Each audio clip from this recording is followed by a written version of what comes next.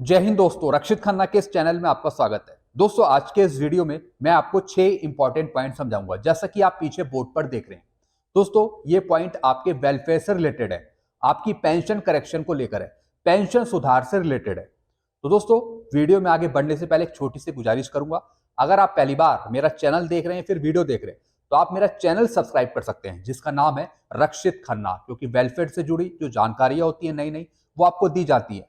Pension से related जो problem आती है उसका भी सोल्यूशन किया जाता है, आपको सही गाइड करा जाता है, आपको आपका हक दिलाया जाता है, ताकि आपको कोई परेशानी ना हो। चलते हैं दोस्तों पहली इंफॉर्मेशन की तरफ। जेसीओज रैंक, जिसमें नायब सूबेदार, सूबेदार, सूबेदार मेजर, दोस्तों इनको शुरू से ही पेंशन पे नुकसान होता आया है। सबसे पहला पॉइंट मेरा इन्हीं के लिए। दोस्तों, नायब सूबेदार, सूबेदार, सूबेदार मेजर, फिर दोस्तों एचसीओस rank, honorary commission officer rank, जिसमें ऑनरी लेफ्टिनेंट, ऑनरी कैप्टन, दोस्तों इन रैंक को तगड़ा नुकसान हुआ है। सिर्फ ये अभी की बात नहीं है, पहले से ही इन रैंकों को नुकसान होता है। कैसे दोस्तों? सर्कुलर 568 में, जी हां दोस्तों, सर्कुलर 568 का एक फंडा है। जिन रैंकों की क्वालिफाइंग सर्विस ज्यादा होगी उनका कम एरियर बनेगा, और जिन रैंकों की क्वालिफाइंग सर्विस कम होगी उनका ज्यादा एरियर बनेगा। तो दोस्तों, इसमें जेसीओज रैंक और एससीओज रैंक, इनकी हायर क्वालिफाइंग सर्विस थी, जिसकी वजह से 568 में इनका एरियर बना ही नहीं। बाकी जो नीचे के रैंक थे उनके ज्यादा एरियर बन गए। तो दोस्तों, इन रैंकों को सर्कुलर में घाटा हुआ। ऐसी दोस्तों ओआरओपी 1 में देखिए, ओआरओपी 1 में जेसीओज का क्या बढ़ा, मामूली बढ़ोतरी हुई, मामूली बढ़ोतरी। इसलिए तो हम बोलते हैं कि वो एक असली ओआरओपी नहीं है, ना ही कोई असली ओआरओपी दे सकता है, लेकिन कुछ मामूली बढ़ोतरी देखने को मिली ओआरओपी 1 में, इतनी हाई बढ़ोतरी देखने को नहीं मिली।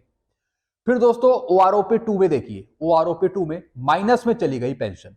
जो 1/1/16 के बाद आए थे उनको थोड़ा बहुत फायदा मिल गया, लेकिन जो पहले के थे ओआरओपी 1 के जो थे उनको माइनस में शो हो गया। ओआरओपी 2 में माइनस में चली गई। तो एक तो 568 में नुकसान, ओआरओपी 1 में नुकसान, मतलब नुकसान नहीं कहेंगे, थोड़ी बहुत बढ़ोतरी कह सकते हैं। फिर ओआरओपी 2 में तो पूरा ही नुकसान हो गया, माइनस में आ गई पेंशन। अब बारी आई ओआरओपी 3 की। मैंने यहां पे क्वेश्चन मार्क लगाया, क्या फिर से इनकी माइनस में चली जाएगी पेंशन? ये सोचने वाली बात होगी। तो दोस्तों, इसलिए जहां पर भी आंदोलन हो रहे हैं, जहां पर भी आपके वेलफेयर से रिलेटेड बात हो रही है जेसीओस की, वहां पे आप जरूर जाइए, ताकि आपको आपका हक मिल सके। मैं अपने चैनल के माध्यम से तो ये कोशिश करता हूं कि आपकी पेंशन सुधार हो, आपकी पेंशन किसी ना किसी तरीके से बढ़ पाए, लेकिन दोस्तों आपको भी मेरा सपोर्ट करना पड़ेगा। आप भी पूरा सपोर्ट में आइए, तभी कुछ हो सकता है।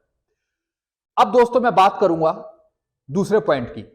2006 के बाद आए ऑनरी नायब सूबेदार को एमएससीपी मिलेगी। बिल्कुल दोस्तों, जो 2006 के बाद आए हैं, जिन हवलदारों को ऑनरी ग्रांट हुई है, तो वो ऑनरी नायब सूबेदार बन गए, तो दोस्तों उनको एमएससीपी मिलेगी, जो 2006 के बाद आए हैं। अब इसमें एक कंडीशन है, वो जानना आपके लिए बहुत जरूरी है, नहीं तो आप गलत कार्रवाई कर सकते हैं। कैसे? जिनकी क्वालिफाइंग सर्विस 24 से ऊपर है उन्हीं को एमएससीपी मिलेगी नायब सूबेदार की। जिनकी 23,750 है उनको मिलेगी 24,825 नायब सूबेदार की। मैं आपको दिखा रहा हूं, जो पेंशनर्स 26,741 ले रहे हैं उनकी वही पेंशन रहेगी, उनकी 24,825 नहीं होगी, क्योंकि वो ऑलरेडी 26,741 ले रहे हैं। दोस्तों, ये आपको बात याद रखनी चाहिए, जो 23,750 ले रहे हैं उनको मिलेगी 24,825, लेकिन जो ऑलरेडी 26,741 ले रहे हैं उनको 24,825 नहीं मिलेगी, उनकी कम थोड़ी करेंगे। तो दोस्तों आपका ये डाउट क्लियर हो गया होगा। और दोस्तों, ये पेंशन है आपकी ओआरओपी 1 की, यानी अगर आप ओआरओपी 2 से ज्यादा ओआरओपी 1 में ले रहे हैं तो दोस्तों आपकी पेंशन कम नहीं होगी, आपको ओआरओपी 2 की पेंशन नहीं मिलेगी, आपको ओआरओपी 1 की मिलती रहेगी, जब तक कि आपकी आगे पेंशन बढ़ती नहीं है। एक बात आपको यहां पे समझ में आ गई होगी, फिर से समझा रहा हूं। अगर आपकी ओआरओपी 1 में ज्यादा पेंशन है और ओआरओपी 2 में आपकी कम हो रही है, तो दोस्तों आपकी पेंशन प्रोटेक्ट हो गई ओआरओपी 1 की पेंशन के अनुसार, तो आपको फिर वही मिलती रहेगी जब तक कि ओआरओपी 3 नहीं आती। आपकी पेंशन फिर ओआरओपी 2 में सेट नहीं की जाएगी, आपकी कम नहीं करी जाएगी। तो दोस्तों ये फॉर्मूला है वन रैंक वन पेंशन का, आपकी पेंशन प्रोटेक्ट है। तो आप यहां पे समझ गए ये पॉइंट। चलते हैं दोस्तों तीसरे पॉइंट की तरफ। एक 24 साल हवलदार की पेंशन वाई ग्रुप की थी 5320, और दोस्तों ये पेंशन थी 1/1/2006 से। कितनी? 5320। यानी जो हवलदार 1997 से 31/12/2005 के बीच में है, मैं 1/1/2006 की पेंशन बता रहा हूं, 5320। लेकिन सर्कुलर 568 में ये पेंशन चेंज हो गई और इसी का आपको एरियर मिला। 568 में हो गई दोस्तों 5820, यानी 5320 से बढ़कर हो गई 5820। तो दोस्तों आपका एरियर कैसे बना, आपको एरियर कितना मिला, जरा ये भी आप चेक कर लीजिए अपनी पासबुक में।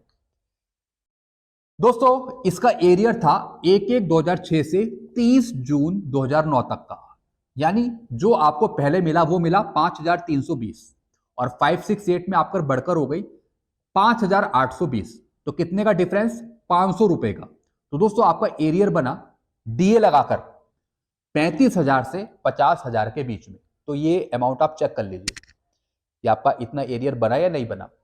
फिर दोस्तों 1/7/2009 से 23/9/2012 तक, इसमें आपकी कोई पेंशन नहीं रिवाइज हुई, क्योंकि आप ड्रॉन यानी जो आपको मिली वो आप ज्यादा ले रहे थे, बल्कि 568 में ये कम हो गई, 5820 हो गई। तो इसलिए आपका जीरो एरियर बना, जीरो आपका माइनस में आ गया, तो इसलिए ये काउंट नहीं होगा। ऐसी दोस्तों 24/9/2012 में आपकी पेंशन ज्यादा थी, मिलनी थी आपको 5820 और उससे ज्यादा आप ले रहे थे 7375, तो इसमें भी माइनस में आ गई, ये भी अमाउंट जीरो हो गया। तो सिर्फ आपको एक एरियर मिला होगा 1/1/2006 से 30 जून 2009 तक का, ये आपका बहुत कम एरियर बना है। तो ये बात आपको समझ में आ गई। ऐसी आप भी चेक करिए कि कब से कब तक का आपको एरियर मिला, क्योंकि इसकी जानकारी रखना बहुत जरूरी है। आजकल कोई आपको नहीं बताएगा, लेकिन मेरे चैनल के थ्रू आपको बारीकियां समझाई जाती हैं, आपके पॉइंट क्लियर करे जाते हैं, छोटे से छोटे बड़े से बड़े। तो दोस्तों इनका जो एरियर बना वो बना 1/1/2006 से 30 जून 2009 तक का। बाकी 1/7/2009 से 30 जून 2014 तक का बना जीरो। ये मैं बता रहा हूं 24 साल हवलदार का, जो 1/1/2006 से पहले आए हैं। चलते हैं अगली इंफॉर्मेशन की तरफ। जुलाई 2024 में नई सरकार पूर्ण बजट पेश कर सकती है। असली बजट वही तय होगा साल का। बिल्कुल दोस्तों, ये जो आपने अभी बजट देखा था ये अंतरिम बजट था, ये पूर्ण बजट नहीं था। पूर्ण बजट आएगा जब आपकी नई सरकार आएगी। तो दोस्तों आपका पूर्ण बजट जुलाई 2024 में पेश हो सकता है, वो भी साल का। तब इसमें और चेंजेस देखने को मिल सकते हैं, वो कुछ चेंज करती है तो बेटर है। चलते हैं पांचवें इंफॉर्मेशन की तरफ। 2008 में आए हवलदार को एमएससीपी नहीं मिलेगी जिनकी क्वालिफाइंग सर्विस 24 साल से नीचे है। जी हां दोस्तों, कई पेंशनर कह रहे हैं कि हम 2007 में आए, 8 में आए, 9 में आए, तो क्या हमें एमएससीपी मिलेगी? रूल के मुताबिक तो आपको मिलेगी, लेकिन आपकी क्वालिफाइंग सर्विस भी देखी जाएगी कि आपकी उतनी क्वालिफाइंग सर्विस है भी या नहीं है एमएससीपी लेने के लिए। तो दोस्तों जिन हवलदारों की क्वालिफाइंग सर्विस 24 से नीचे है उनको एमएससीपी नायब सूबेदार की पेंशन नहीं मिलेगी।